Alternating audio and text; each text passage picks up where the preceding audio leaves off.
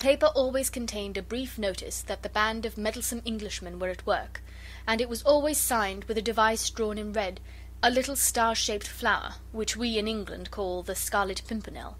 Within a few hours of the receipt of this impudent notice, the citoyens of the Committee of Public Safety would hear that so many royalists and aristocrats had succeeded in reaching the coast, and were on their way to England in safety. The guards at the gates had been doubled.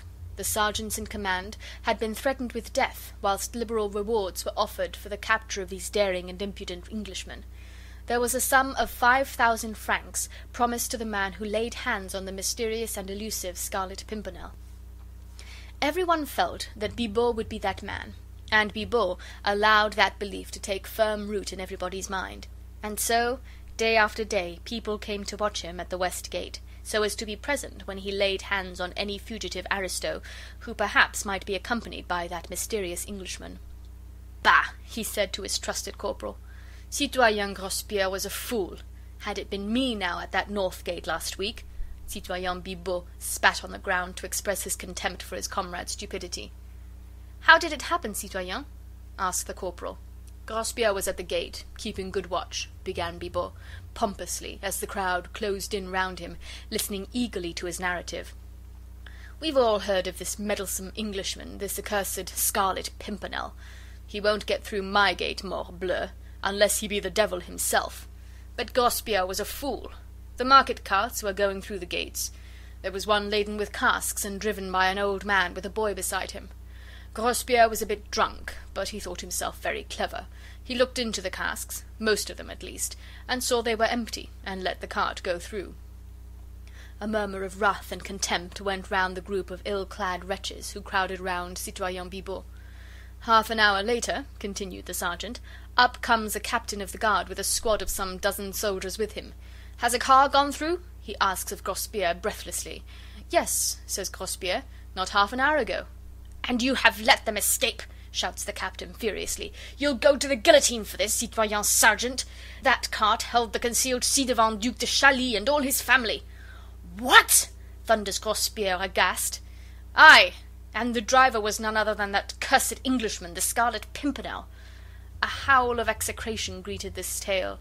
Citoyen Grospierre had paid for his blunder on the guillotine, but what a fool! Oh, what a fool! Bibot was laughing so much at his own tale that it was some time before he could continue. 'After them, my men!' shouts the captain, he said after a while. 'Remember the reward! After them! They cannot have gone far!' And with that he rushes through the gate, followed by his dozen soldiers. 'But it was too late!' shouted the crowd excitedly. 'They never got them! Curse that Grospierre for his folly! He deserved his fate! Fancy not examining those casks properly!'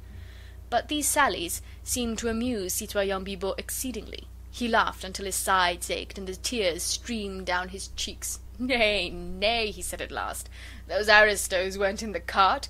The driver was not the Scarlet Pimpernel.' 'What?'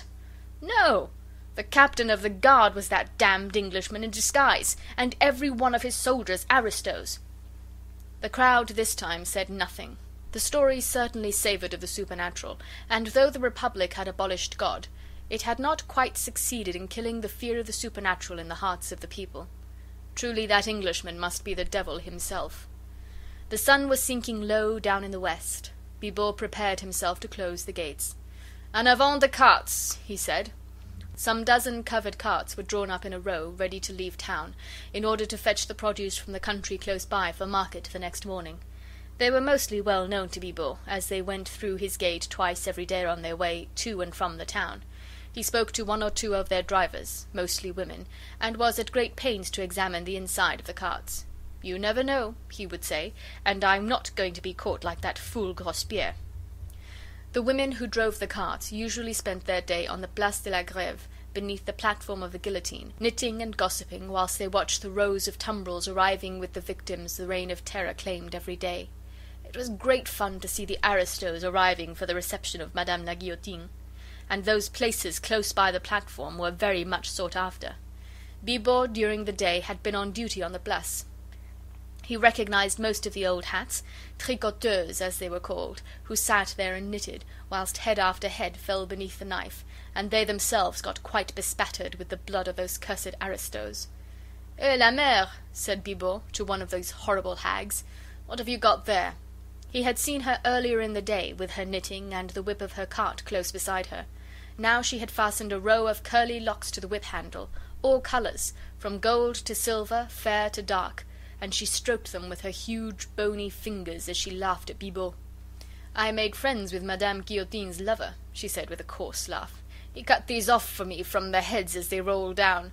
He has promised me some more to-morrow, but I don't know if I shall be at my usual place." "Ah, how is that, la mère?"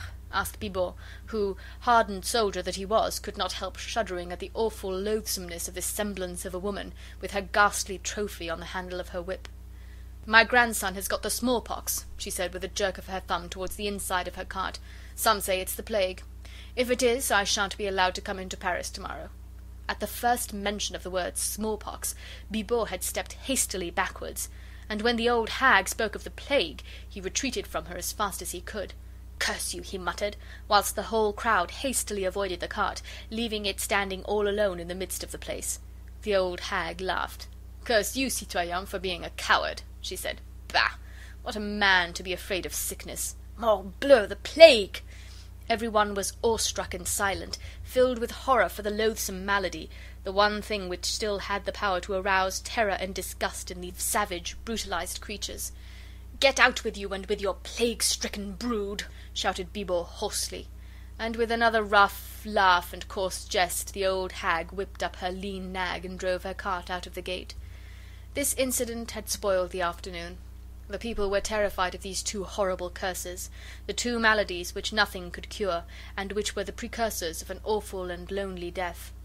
They hung about the barricades, silent and sullen for a while, eyeing one another suspiciously, avoiding each other as if by instinct, lest the plague lurked already in their midst.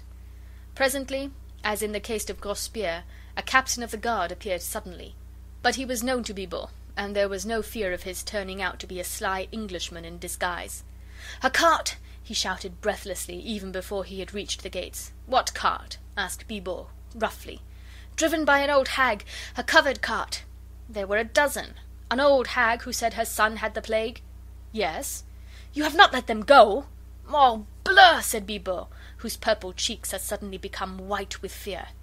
"The cart contained the ci devant Comtesse de Tournay and her 2 children, all of them traitors and condemned to death." "And their driver?" muttered Bibot, as a superstitious shudder ran down his spine. "Sacre tonnerre!" said the captain, "but it is feared that it was that accursed Englishman himself, the Scarlet Pimpernel." End of chapter 1.